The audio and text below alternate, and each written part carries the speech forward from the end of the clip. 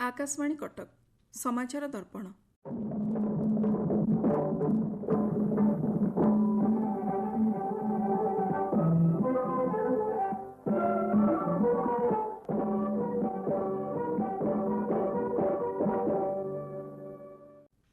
भक्तों प्रतीक्षा शेष होगाकू आउ दिनटिए बाकी।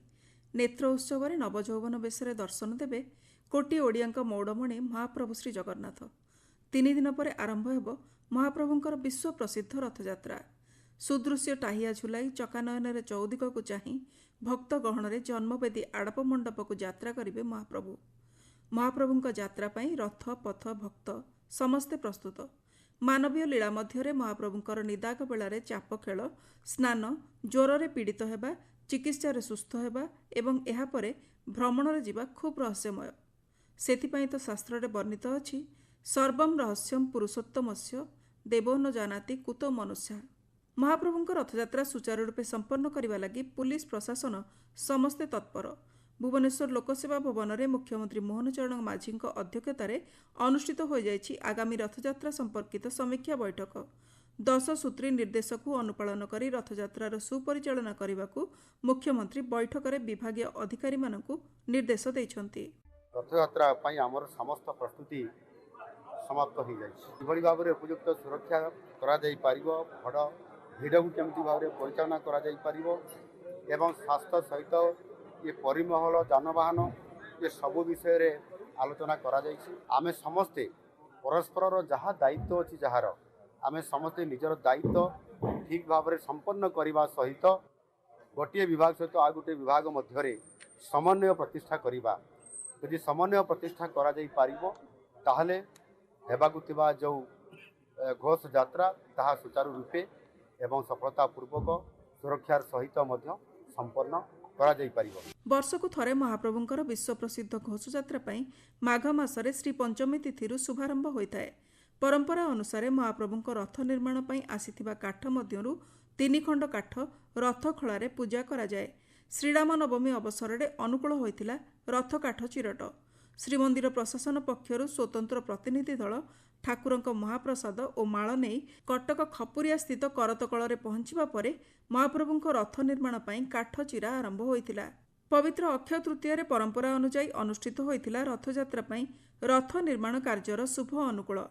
द्वादश यात्रा और नक्षत्र वंदापना नीति करा जाई महाप्रभुंक चलंती प्रतिमा मदन मोहन भूदेवी और श्रीदेवी विमान में विजय करने पर पालिंकी राम और कृष्ण रथखला को आसीथिले। पूजा पंडा सेवक माने आज्ञामाल विजय कर रथखला पहुंचवा पर अनुकूल नीति होइथिला। पूर्वर रथखला बनजागा पद्धति पूजा पाई रखा जायथिबा 3 खंड धौरा काठरे कुराड़ी मारी रथ काठ अनुकूल नीति करा जायथिला। श्रीमंदिर मुख्य प्रशासक डॉक्टर अरविंद पाढ़ी रथ निर्माण एवं यात्रा संपर्क में कहते चलित वर्षर विश्व प्रसिद्ध घोषयात्रा रथ निर्माण कार्य प्रायतः सरी एवं घोषयात्रा समय रथ टणा जहाँ भी श्रृंखलित व्यवस्था करा से व्यवस्थावली विस्तृत भाव में आलोचना करने आम सेवा संपृक्त सेवक माने श्रीमंदिर परिचालना कमिटीर सेवक सदस्य वृंद छत्तीसा निजोगर नायक एवं समस्त वरिष्ठ अधिकारी मान सहित बैठक कर जिलापाल एसपी एवं अन्यान्य समस्त आनुषंगिक विभाग अधिकारी माने योगदान करथिले। प्रत्येक रथर शोध दल एवं तांकर जहाँ भी निर्देशक दल अच्छा समस्त सदस्य मान संगे आम आलोचना करिछु। प्रत्येक रथ पई आम एक दलपति बा दल मुख्य निर्धारण करा जायछि। तालध्वज रथ बा बड़ ठाकुर रथ पई निर्देशक दलर दल मुख्य रहिबे आरक्षी अधीक्षक बा एसपी पुरी।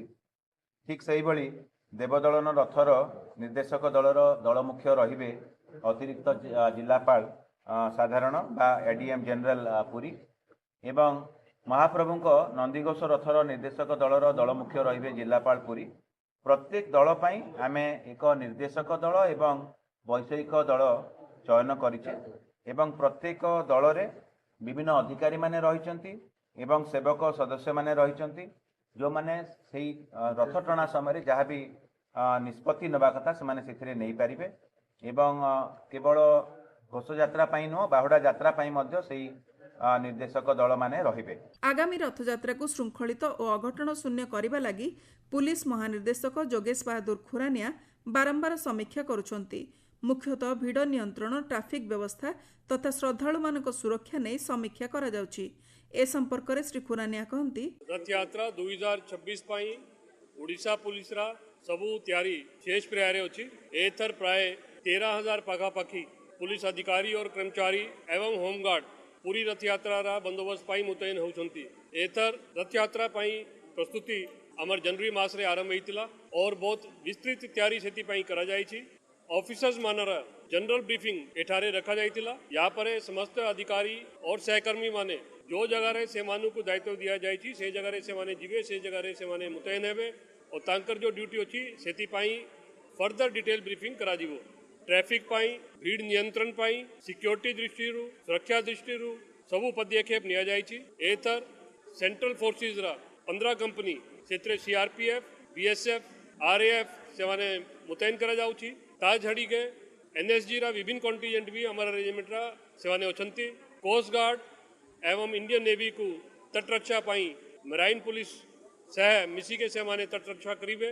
रेलवे तरफ भारी संख्या रे स्पेशल ट्रेन रा आयोजन करा जायछि। सेति पाई government railway police, RPF, railway विभाग रा अधिकारी मान संग विस्तृत तैयारी हमर प्रस्तुत करा जायछि। पवित्र देवस्नान पूर्णिमा तिथि रे स्नान बेदी रे संपन्न होइतिला श्रीजीव मानकर स्नान यात्रा। रत्नबेदी छाड़ी धाड़ी पहंडी रे स्नान बेदी को विजे करथिले श्रीजीव माने। सुना कूअर 108 करा सुबासित जल रे श्रीजीव मानकु स्नान करा जायतिला। गजपति महाराजा श्री दिव्यसिंह देवଙ୍କ द्वारा राजा नीति और छेरा पहरा सेवा संपादित हेबा सह श्रीजीव मानक गजानन बेश संपन्न होइतिला।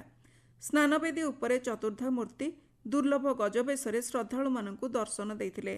स्नान पूर्णिमा परदिन ठारू श्रीमंदिर रे आरंभ होइतिला अणसर गुप्त नीति।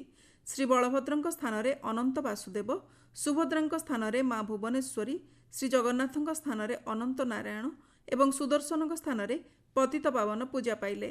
महाप्रभुଙ୍କ अणसर बेले प्रमुख सेवा करिथांती दयिता सेवक माने।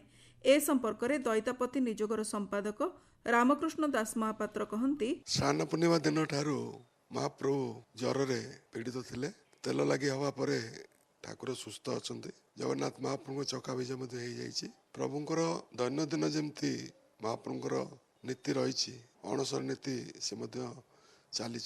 निश्चिंत भाव में आगामी नेत्र उत्सव रथ यात्रा सुरुखुरु रे हवा पाई सब प्रकार योजनाबद्ध कार्य चली। जगन्नाथ महाप्रभुंकर इच्छा पर सब निर्भर करुचे। तो निश्चिंत भाव में चलित वर्ष राज्य सरकार बा जिला प्रशासक, पुलिस प्रशासक, मंदिर प्रशासक सहयोग आम मान संगे रही। गुरु दायित्व आमर दयितापति मानकर सब सेवायत मानकर सहयोग रे जगन्नाथ रथ यात्रा, बाहुड़ा यात्रा, सुनावेश केमी सुंदर भाव करा से सब प्रकार योजना चली। जगन्नाथ महाप्रभुंकर जो गुप्त नीति दैनंदिन जो नीति जमती सबराज विश्वाबसु नीलमाधव जमी पूजा करथला, फलटे नहीं निजे देखी तापर प्रभु को दौला, सेमती समस्त फल ठाकुर को भोग हो। सब प्रकार छेना सर राबिड़ी भोग रोचे। शुक्ल वर्ण ठाकुर अच्छा, सादा वर्ण सादा फुलरे रही। से जुगुरु निश्चित भाव में ठाकुरंकर दैनंदिन सेवा आम दैतपति माने समस्त 21 दिन छुआ पर्यंत समस्त सेवा करुछु। अणसर पंचमी रे श्रीजीव मानक ठारे लागी होइतिला फुलुरी तेल। एहा पूर्वरु श्रीजीव मानक शरीररु वर्ष सारा लागी होइतिबा चंदन, पाटडोरी और श्रीमुखरु कपड़ा आदि कढ़ा जाइतिला। परंपरा अनुसार बड़ ओडिया मठ पक्षरु स्वतंत्र भावे प्रस्तुत फुलुरी तेल को 1 वर्ष पूर्वरु माटी तले पोता जाई रखा जायथे। एही दिव्य तेल को दैतापति सेवक माने महाप्रभुंक श्रीअंगरे लागी करिथांती।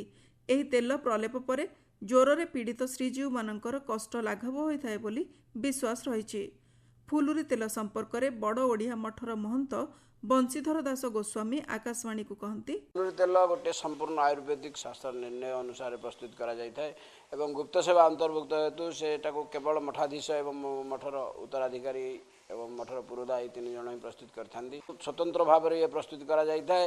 यार मुख्य उपादान होची घणापेड़ा राशि तेल, महाप्रभु लागि होतिबा किछि सुबासित फूल आउ किछि औषधीय चेरमूली ए समस्त मिश्रित हो माटी तले गोटे वर्ष पूर्व हेरा पंचमी दिन पोता जाए। पूर्व दिन से बाहरी महाप्रभु गोटे घरे रखाई पूजा एवं ता देहरे चुआ कर्पूर कस्तूरी केशर इत्यादि सेठी मिश्रित होगापर महाप्रभु संस्कारित करी प्रतिभात समस्त दैतापति मैंने महाप्रभु शरीर लेपन करते। महाप्रभु संपूर्ण सुस्थता पाई श्री वैद्यों द्वारा प्रस्तुत 10 मूल मोदक श्रीमंदिर गारद को हस्तांतर करा जायथिबा बेले एकादशी तिथि रे एही औषध सेवन पर ठाकुर माने संपूर्ण सुस्थ होइथांती। एही नीति संपर्क में जणाइछंती श्री वैद्य सुधांशु प्रसाद मिश्र। स्नान पुण्यार परठू तो महाप्रभु ज्वराक्रांत होकर अच्छा फुलृत लगिकी शरीर पीड़ा गला औष लगिगला तापर जो महाप्रभु सुस्थ हेलेनि से राजवैद्य होती 10 मूल औषध देकर महाप्रभु को सुस्थ कले तापर रथयात्रा पिया प्रस्तुति आरंभ है। साधारणतः 10टा गचर चेर मूड़ी पत्र एगुड़ाक व्यवहार हुए 5टा बृहत मूड़ी 5टा लघु मूड़ी से जोड़ा माने मिसिले से 10 मूड़ी हुआ जाए जथा हूँ बेल गंभारी शालपनी कुष्ठपनी अंकरांति यही परिका 10टा गचर चेर छाली पत्र व्यवहार हुए। आज्ञा बेल गंभारी शालपनी कुष्ठपनी सबुतक हूँ औषधीय आयुर्वेदिक जिनस सबुतक पेट थंडा पित्त काटे पेट सफा करे आमर यही परिका रोग व्याधि छड़ा पिंगा व्यवहार होता है। जिनस गुड़ाक अत्यंत पिता हुए पिता लगे पाटिकी से महाप्रभु को टे सुस्वाद करने से पड़ता है खुआ सर महू एगुड़ाक भी पड़ता है। श्रीमंदिर रथखड़ा महाप्रभु रथ निर्माण कार्य आगे चली रथ उपर को पवित्र कलश उठाଯିବା सहित भोई सेवक माने परंपरा अनुसार अष्टम हरिबोल ध्वनि देइछंती। रथरे चका पड़िबा दिन भोई सेवक माने शेष हरिबोल ध्वनि देबे। रथ निर्माण और महाप्रभुଙ୍କ सेवा संपर्क में सूचना देइछंती नंदीघोष रथ मुख्य महाराणा विजय महापात्र। प्रभुंकर रथ कार्य आमर चलित वर्ष सब वर्ष भली अक्षय तृतीया ठार आम शुभ दिखाई परदिन ठार कार्य आरंभ है। प्रथम तुम्भ कार्य होकर अन्य सब कार्य चलला भौणी दिन भौणी तिथि दुई दुईटी चक सह गोटे गोटे अख संजोग करागला पूर्व नृसिंह चतुर्दशी तिथि गुज कार्य होता पर्यायक्रमे सबुतक चक सरी अख सरी दंडा सरी स्नान पूर्णिमा पूर्व आम यथेष्ट दिन पूर्व चारिनाका चक अख दंडा सब सेट कर चारिनाका उठीगला बर्तमान आमर संपूर्ण रथ निर्माण होकर कलश लगी ओल्ट सब लगी लगिगला बर्तमान आउ जहाँ कम अच्छे बाड़ गुड़िक कम अच्छे बाड़ गुड़िक लगी समस्त प्रभुंर आज्ञामाड़ को अपेक्षा नेत्रोत्सव दिन आज्ञामाड़ आसला प्रभुंर 3टी जाक रथ जाकि सिंहद्वारे लगे दिन प्रभुंर यात्रा आरंभ हम ये भाव प्रत्येक वर्ष कम चलुची चलित वर्ष से भाव में कम आम सुचारू रूप संपन्न अच्छी समस्त केवल अपेक्षा प्रभु आज्ञामाड़ को नेत्रोत्सव तिथि आसिले प्रभु आज्ञामाड़ आसिले प्रभु रथ जा सिंहद्वारे पहुंचिकी दिन केमी प्रभु सुरुखुरी यात्रा आरंभ कर बाहुड़ी आसवे। विश्व प्रसिद्ध पुरी रथयात्रा को आउ मात्र 3 दिन अपेक्षा। रथखड़ा भक्तिर अपूर्व आवेग सह रथ निर्माण कार्य चूड़ांत पर्यायर पहुंची। श्रीमंदिर सिंहद्वार सम्मुखें करा जाइछि आकर्षणीय झोटी चिता जहाँ आम समृद्ध परंपरा और संस्कृतिर एक अपूर्व निदर्शन। नीति परंपरार एही अनन्य अध्याय श्री जगन्नाथ संस्कृतिर महिमा को आहुरी उज्ज्वल करिबो। महाप्रभु श्री जगन्नाथଙ୍କ रथयात्रा कोटि कोटि भक्तଙ୍କ आस्था भक्ति और ओडिया अस्मितार महापर्व। चलित वर्ष रथयात्रा को अधिक सुरक्षित सुगम और सुव्यवस्थित करने पाई सरकार और जिला प्रशासन पक्षरु विभिन्न पदक्षेप ग्रहण करा जायछि। एबे केवल अपेक्षा केतेबेले पहंडी हेबो देउळरू बाहरी बड़दाण्ड को विजे करिवे चकानयन रथरे बसी श्रद्धालुଙ୍କ मेଳରେ शरधाबाली रे यात्रा करिवे माउसीमा घर को। समाचार दर्पण आज एतिकी। प्रस्तुति आंचलिक संवाद विभाग उपस्थापन मु लहरिका पट्टनायक।